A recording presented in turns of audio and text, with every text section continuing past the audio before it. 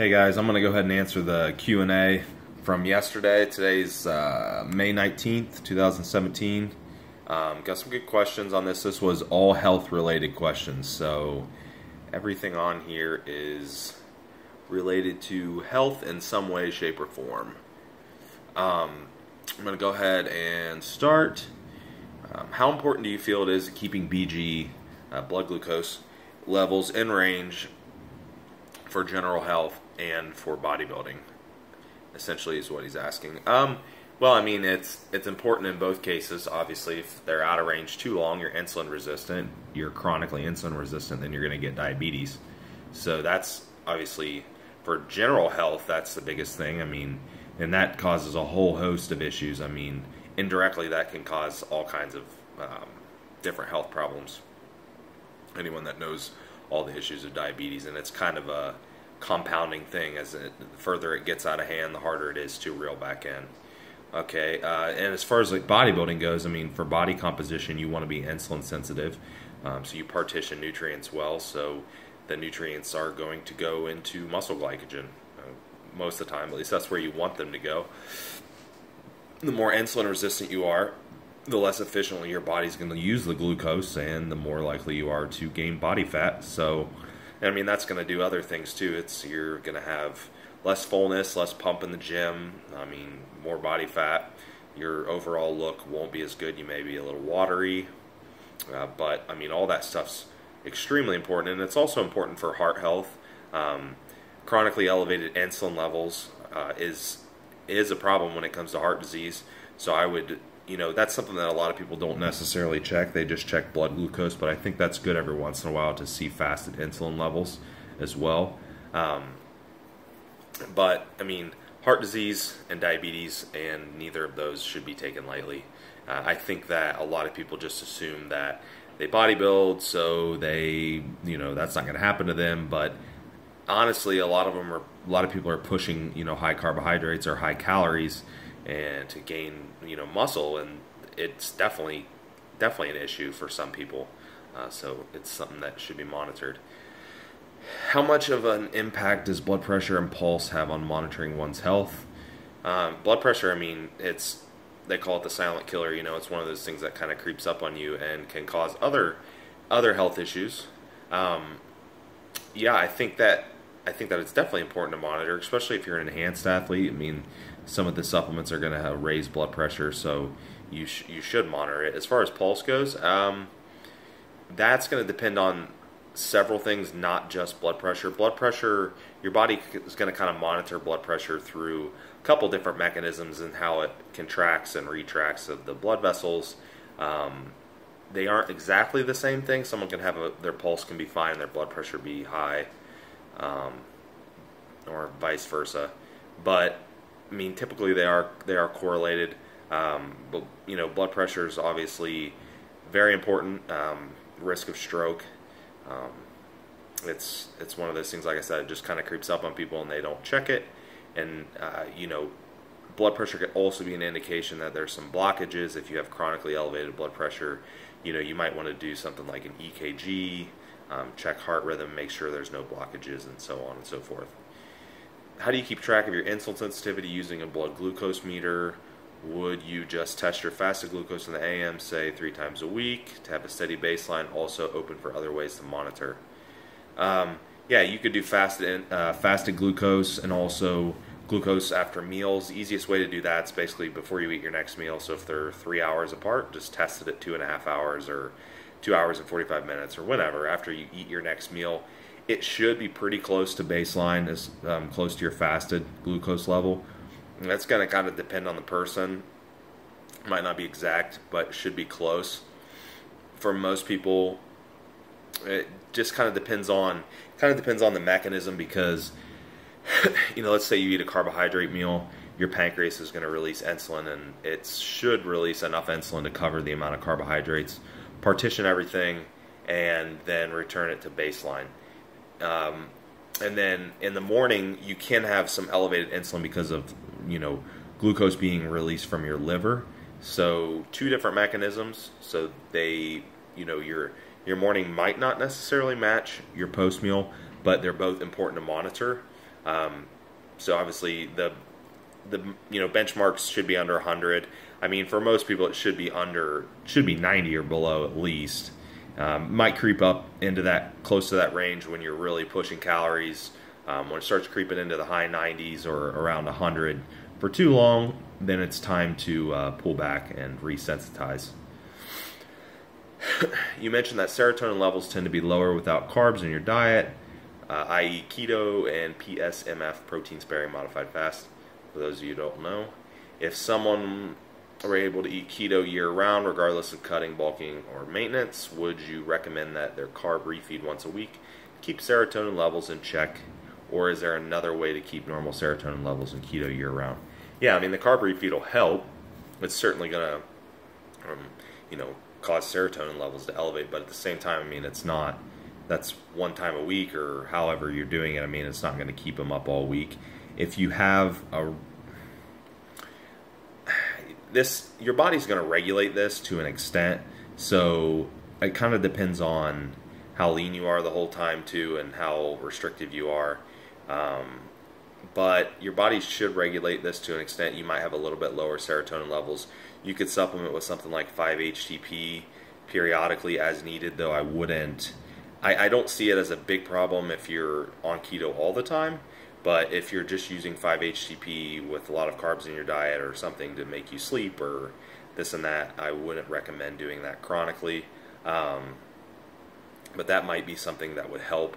100 milligrams is a good starting point. You can go clear up to 300 if it's at night. It's going to make you kind of tired.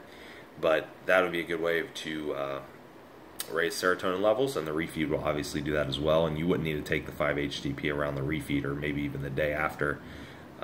So that might be a good way to take breaks in between.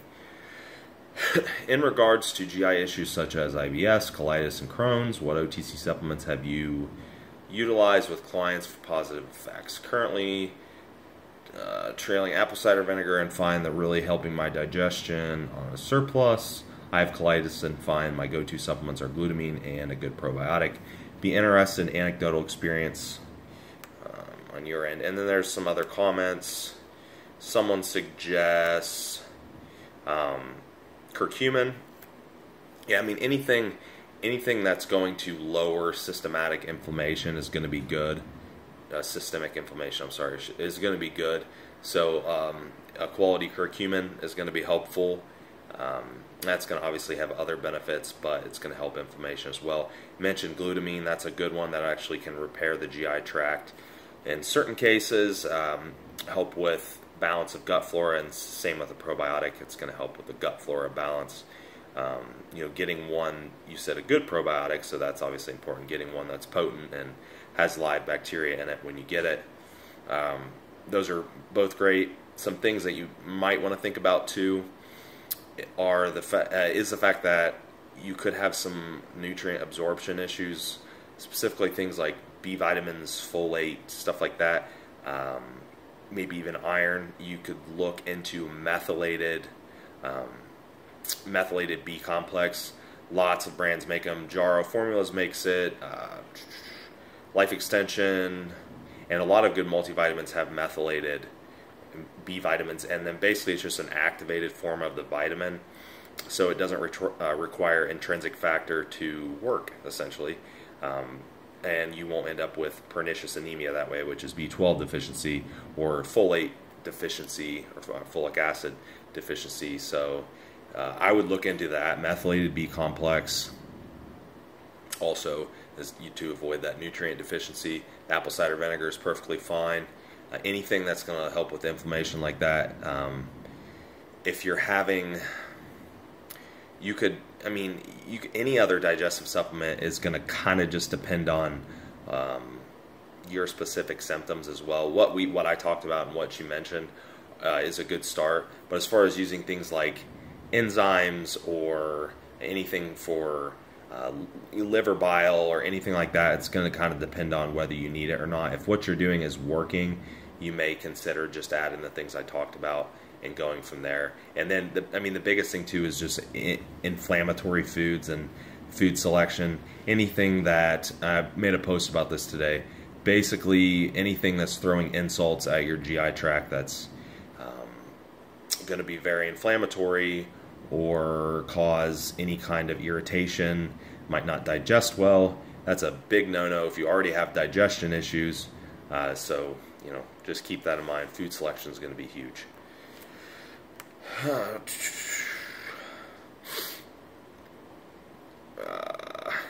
Seeing how the BUN, creatinine, and EGFR measurements ranges in lab work are based off of the average person. In your opinion, what are acceptable ranges for someone who has high protein diet and intense training regimen? Most MDs are utterly clueless on the matter. I've read that Dr. Serrano has stated that BUN under 30 would be worrisome, but I haven't seen anything on creatinine or EGFR, which calculated using the above two parameters plus age. Thanks. I don't have an exact range for you, but what I can say is Dr. Serrano is my doctor, and we've talked about this. Being above the range to some extent isn't really a big deal as long as there's no other glaring signs of kidney malfunction, I guess you could say, of kidney issues. He typically isn't too worried about going a little above range. I mean, your protein can affect that to an extent, but also I noticed that the tests can kind of vary depending on hydration level. A lot of people will have issues with doing this fast, especially if they're having other stuff done where they got to take the blood work, draw the blood fasted. They might be a little dehydrated, and these numbers come up high when if they were simply just hydrated, they would be perfectly fine. So a little above range, I would say, is perfectly fine. I don't have a good number for you, but that's just kind of what him and I have talked about. And like you said, the BUN under 30 would be worrisome. Yeah, it's typically going to be a little bit over that. I know mine always is. And I've never had any other kidney issues. So I would look at all the values as a whole, make sure you're hydrated. And if you notice that all the values are off, and there's maybe other protein values and stuff in the urine that are off, then look into the issue a little bit further. What are your thoughts on A1C as a measure of tracking insulin sensitivity? What numbers are best for optimizing insulin sensitivity? What number would be good in trained athlete that does not attempt bulk cuts? I know that, I mean, A1C in itself is an okay marker. It's not great just because it's kind of an accumulation. I mean, A1C's hemoglobin A1C, that's going to basically going to show you over time what is happening with blood glucose levels. That's going to take into account spikes, peaks, valleys. It's not going to say, hey, your pancreas is correcting this amount of glucose and it's going to, it's working perfectly fine now. If your A1C is a little bit high, it could have been that because you had,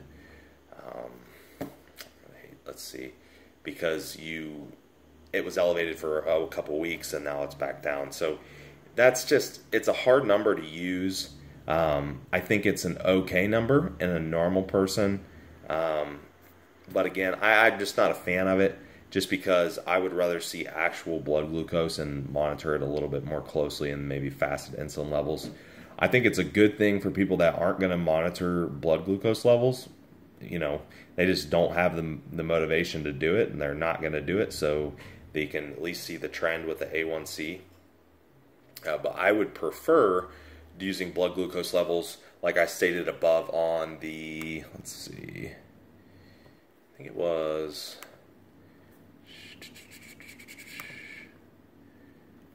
first question. Yeah. So on the first question, I talked about it, how to use it, when to test it. It's pretty easy. I mean, you can get a blood glucose monitor wherever. I mean, Walmart, Kroger, have them at all those places. The testing strips are a little pricey, but it's not something you have to do every day. So I would go that route, and then if you're having a blood test done, go ahead. I mean, you can get A1C checked. It's not really a big deal. It's going to be like 5 to 6 range depending on the test, depending on the person you ask. That's going to kind of where you want it to be. And I'm not actually sure what I think it's percentage or something along those lines, but I know it's in the 5 to 6 range. Borderline type 2 diabetic prescribed 1,500 milligrams of metformin a day. How would you use it, and how would you schedule the carbs? Pre-contest diet.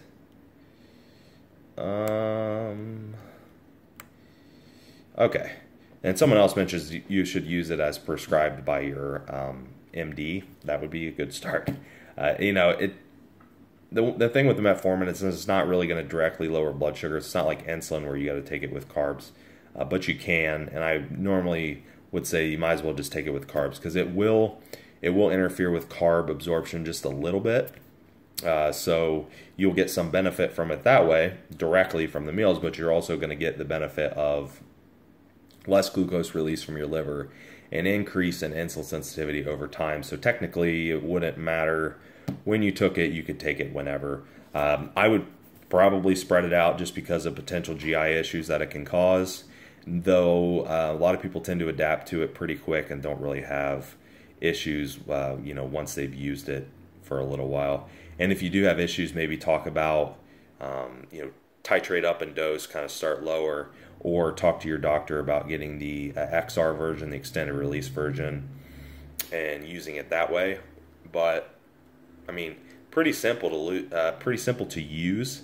Most people are going to tolerate 1,500. Okay, I mean, you might have a little issue starting at that dose, but like I said, you could always work up. And then as far as like your carbs go, I mean, you're still gonna carb timing for someone that's borderline type 2 is still going to be the same as what's beneficial to someone that's not. Around the training window, intra-workout, post-workout, the times you're most insulin sensitive, it's going to be the same for you as it is anyone else, although you're just going to be a little less insulin sensitive.